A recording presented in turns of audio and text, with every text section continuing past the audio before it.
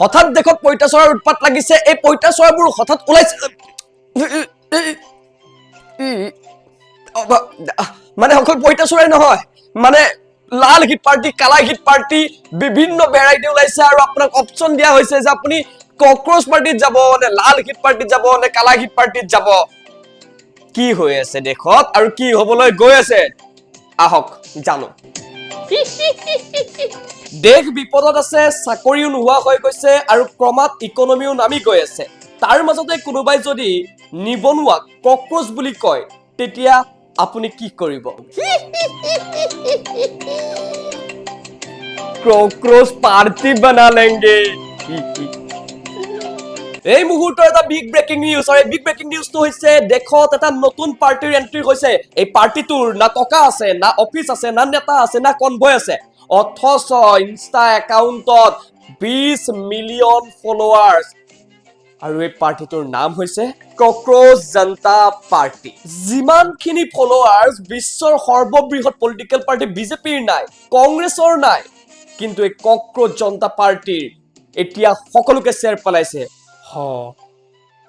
তাৰ মানে এতিয়া খতৰে মে কোন এই ককৰোচ জনতা পাৰ্টিৰ কিমান ইম্পেক্ট পৰিব কিমান ইম্পেক্ট নপৰে কাৰোবাৰ কিবা ফৰক পৰিছে নাই কোনোবা পলিটিকেল পাৰ্টি কিবা ফৰক পৰিছে নাই হেয়া নাজানো কিন্তু এই ককৰোচ জনতা পাৰ্টিৰ ইতিমধ্যে এক চেণ্ডেলত গণ্ডগোল হৈছে উৰাই দিবৰ কাৰণে চেষ্টা কৰিছে তাৰ মানে কিবা তো ইম্পেক্ট পৰিছে চাগে কাৰোবাৰ ওপৰত সোচনা পড়েগা যি হক সৰুৰ পৰাই এটা কথা শুনি আহিছিলো পঢ়োগে লিখোগে बनोगे नवाब नहीं पढ़ोगे बनोगे खराब কিন্তু এ 2026 ৰ ৰিয়েলিটি পঢ়ি লিখিও চাকৰি নাপালে গতিকে সকলোৱে মিলি ককৰোচ হৈ যাও ককৰোচ জনতা পাৰ্টি মই কি কৈছো নাই নাই মানে বস্তুটো ভাইবছটো চলি আছে তো মানে হেনেকুৱাই হাজাৰটা টেনচনৰ মাজত ইউথ চাকৰি নাই পঢ়া শুনা কৰিলে চাই থকা ছোৱালীজনীয়ে আৰু বেলেগ এজন লৰাক চাই আছে প্ৰেয়সীক ইমপ্ৰেছ কৰিব পৰা নাই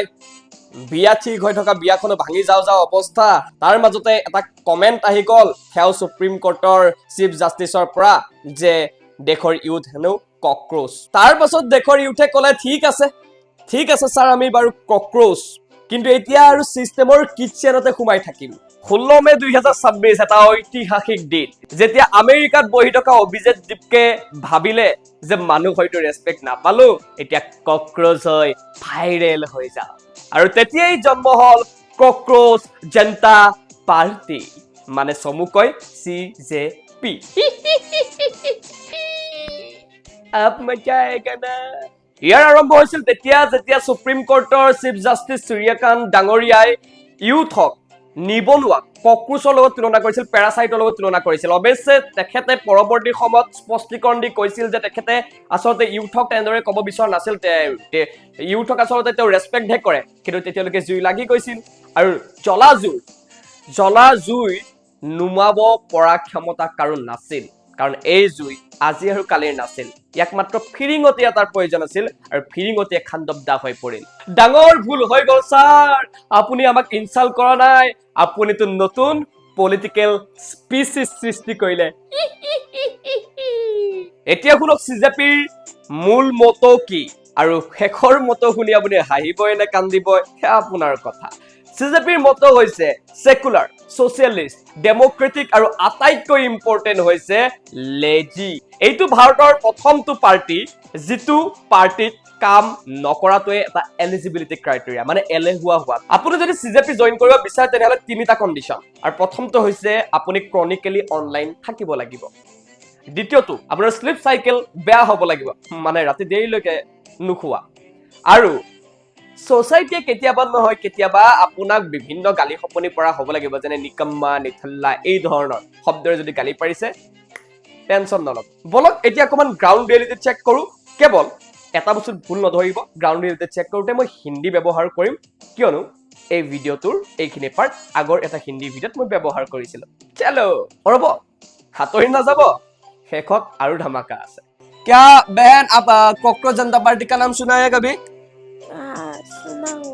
अच्छा तो क्या आप क्रोनिकली ऑनलाइन रहते हैं रहता हूँ। और क्या आपने आपका स्लिप साइकिल बर्बाद है बर्बाद बात है। और क्या आपको आपका परिवार या फिर किसी ने भी जिंदगी में काफी बार बोलता है कि आप निकम्मा हो, निठल्ले हो? हाँ कहता है। कांग्रेचुलेशन, आपको मिल गया है ओ कांग्रेस जनता पार्टी का मेंबरशिप, आप प्रेसिडेंट बन सकते हैं। कैसा लग रहा है आपको?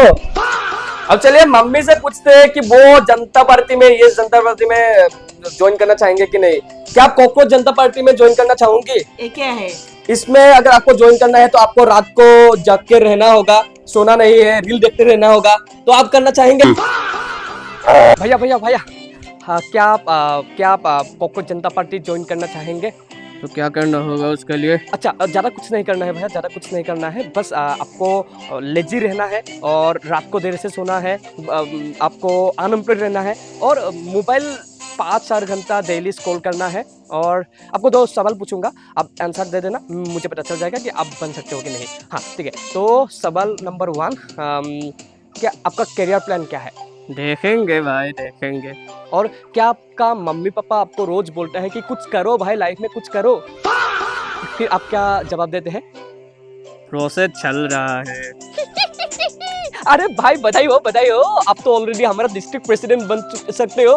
अरे भाई हमारा डिस्ट्रिक्ट प्रेसिडेंट, अरे कांग्रेचुलेशन, कम ऑन या मैन। গম পালে নহয় গ্ৰাউণ্ড ৰিয়েলিটি, মাত্ৰ 5-6 দিনৰ ভিতৰত 20 মিলিয়ন ফলোৱাৰ্স, ধেমালি কথা নহয়। আৰু বিজেপিও চাগে এতিয়া ভাবিছে এই পইতাচোৰাবোৰ এতিয়া ইমান খৰকৈ, ইমান বেগত দৌৰিছে কৰ পৰা, ওলাইছে কৰ পৰা।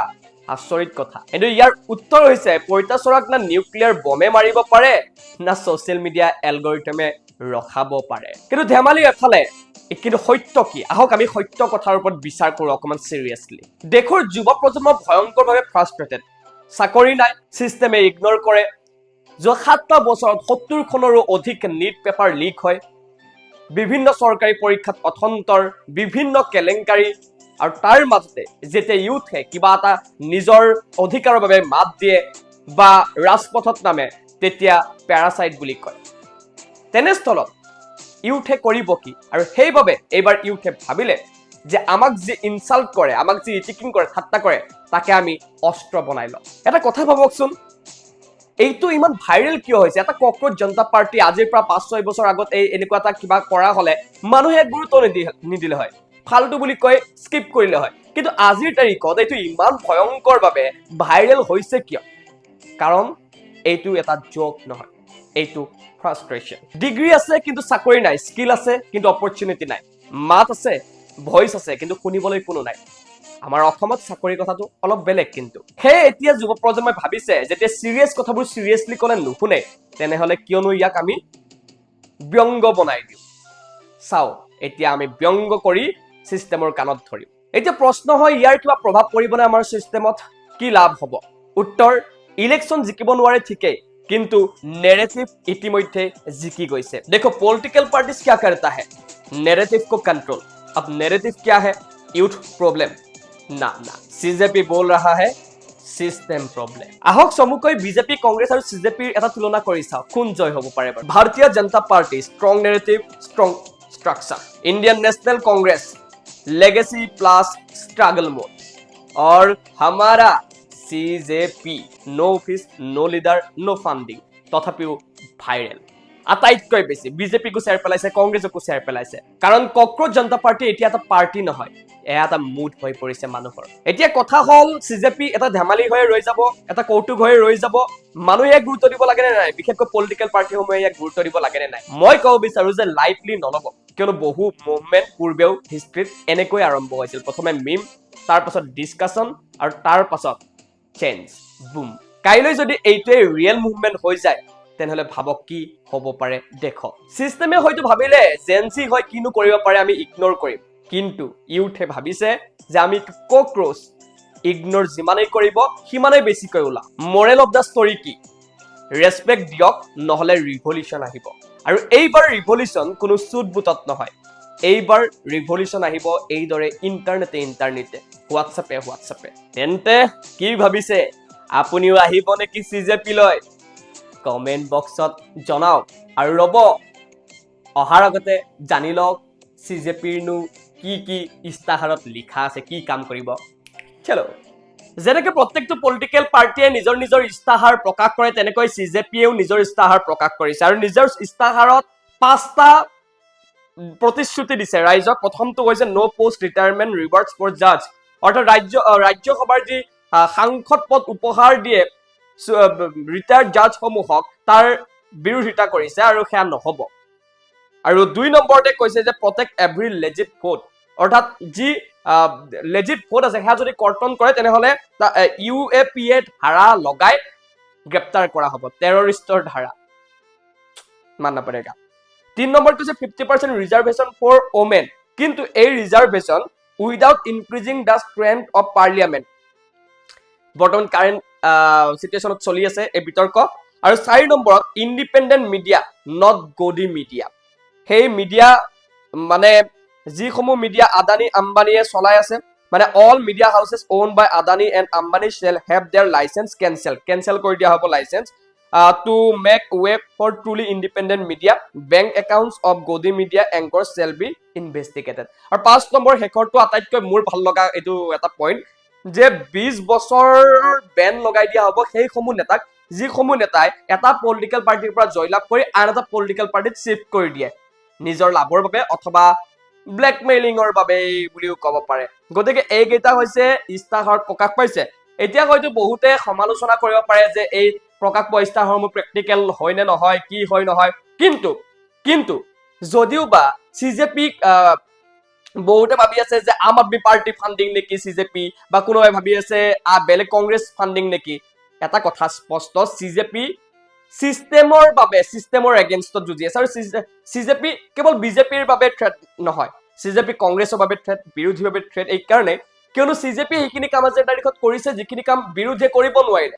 CJP সেই ধুমুহা বলাইছে যি ধুমুহা বিৰোধীয়ে বলাব নোৱাৰিলে ইমান বছৰত গতিকে CJP কেৱল এটা পলিটিক্যাল পাৰ্টিৰ বাবে থ্ৰেট নহয় আৰু এটা কথা স্পষ্ট কৰি দিও মই CJP সমৰ্থন কৰি থকা নাই কাইলৈ পৰহিলৈ যদি CJPয়ে যদি কিবা দেশৰ অখণ্ডতাত ভাবুকিয় না কিবা কাম কৰে বা বেয়া কাম কৰে তেনেহলে মোৰ সমৰ্থন কেতিয়া নাথাকে না আজি আছে CJPৰ গোটেই কথাখিনি মই ব্যংগাত্মকভাৱে জাস্ট তুলি ধৰিবলৈহে চেষ্টা কৰিছো কিন্তু আহক এতিয়া অকমান জানি লওঁ যে CJPটো যে সৃষ্টি হ'ল কোনে সৃষ্টি কৰিলে কেনেকৈ সৃষ্টি হ'ল আৰু সৃষ্টিকৰ্তাজনৰ জননো কোন আচলতে তেওঁৰ কিবা পলিটিক্যাল ব্যাকগ্ৰাউণ্ড আছে নেকি বা হিডেন কিবা সিক্ৰেট আছে নেকি তেওঁ হৈছে অভিজিত দীপকে জাৰ্নালিজমত স্নাতক ডিগ্ৰী লোৱাৰ উপৰি বষ্টন ইউনিভাৰ্চিটিৰ পৰা পাব্লিক ৰিলেশনশ্বিপত স্নাতকোত্তৰ ডিগ্ৰী লাভ কৰিছে আৰু যি খবৰ বা সূত্ৰৰ মতে 2020ৰ পৰা 23লৈকে আম আদমি পাৰ্টিৰ প্ৰচাৰ পৰিকল্পনা বিভাগতো জড়িত আছিল নিৰ্বাচনী প্ৰচাৰ পৰিকল্পনা বিভাগ আৰু সোশ্যাল মিডিয়া হ্যান্ডেল কৰিছিল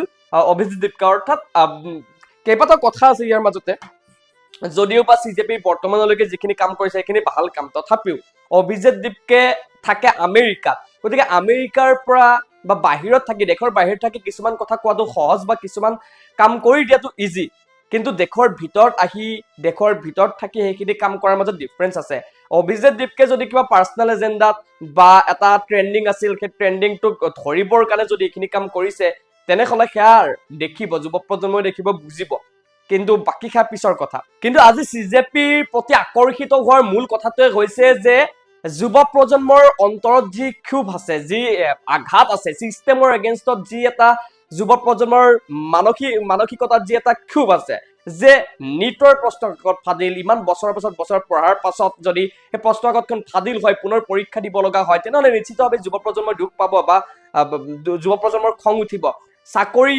নাই নিবনুৱা সমস্যা বিভিন্ন ধৰণৰ সমস্যাৰে জুৰুলা বিশেষকৈ যুৱ প্ৰজন্মক গুৰুত্ব দিয়া নহয় আপুনি যদি দেশৰ নিৰ্বাচনৰ মন্ত্ৰী বিধায়ক সকলো চাই যুৱ প্ৰজন্মৰ কিমান পাৰ্টিসিপেট আছে তাত প্ৰশ্ন উঠে গতিকে কৰবাত নহয় কৰবাত যুৱ প্ৰজন্ম এলাগি হৈ থাকি যায় গতিকে এই যুৱ প্ৰজন্মক লৈ কোনে কথা কব যুৱ প্ৰজন্মক কোনে গুৰুত্ব দিব এনেবোৰ কথাৰ বাবে এটা ফ্ৰাষ্ট্ৰেচন আছে আৰু এই ফ্ৰাষ্ট্ৰেচন খিনিক বিৰোধীয়ে কেতিয়াও গ্ৰেপ কৰিব নোৱাৰিলে তাৰ মানে যুৱ প্ৰজন্মৰ যি বিকল্প সেই বিকল্প বৰ্তমান থকা কংগ্ৰেছ হয়তো নহয় গতিকে চিন্তা কৰিব লাগিব বিজেপিৰ কথা গুৰুত্ব দিব লাগিব এতিয়া বৰ্তমান দেখিবলৈ পোৱা গৈছে যে CJPৰ এক্স হেণ্ডেল উৰুৱাই দিয়াৰ চেষ্টা কৰা হৈছে কাইলৈ পৰহিলৈ হয়তো ইনষ্টা পেজো উৰুৱাই দিয়াৰ চেষ্টা কৰা হ'ব বুলি এটা চৰ্চা চলি আছে কিন্তু এয়াই জানো সমাধান কিয়নো CJPৰ যি এটা কনসেপ্ট এই কনসেপ্টটো এটা চিন্তাধাৰা যদি এই কথাটো গোটেই বিচাৰধাৰাটো যদি কেৱল অভিষেক দীপকেৰ ওচৰতে ৰৈ যায়, এজন ফাউণ্ডাৰ কেন্দ্ৰিক যদি হৈ যায় গোটেই কথা বতৰা, তেনেহ'লে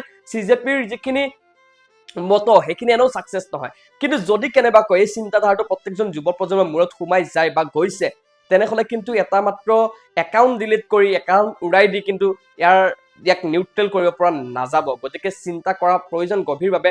বহুতে কৈছে নেপাল বাংলাদেশৰ দৰে জেনজি প্ৰটেষ্ট হৈছে নেকি বা হৈ যাব নেকি, দেশ উথল পুথল হৈ যাব নেকি। এইখন ভাৰতবৰ্ষৰ যুৱ প্ৰজন্মই জানে, এইখন ভাৰতবৰ্ষৰ যুৱ প্ৰজন্মই ভাৰতবৰ্ষক ভাল পায়, গতিকে তেনেকুৱা অত্যাচাৰ নকৰে। কিন্তু জেনজিয়ে কৰিব পৰা বহুত কাম আছে। আজিৰ ডিজিটেল যুগ, গতিকে ডিজিটেল যুগত যিদৰে এটা একাউণ্ট খুলি যদি এই ধৰণে ধুমুহাৰ বলাব পাৰিছে, তেনেহ'লে বহু ৰাজপথত নানামকৈ আজিকালি প্ৰটেষ্ট কৰিব পাৰি।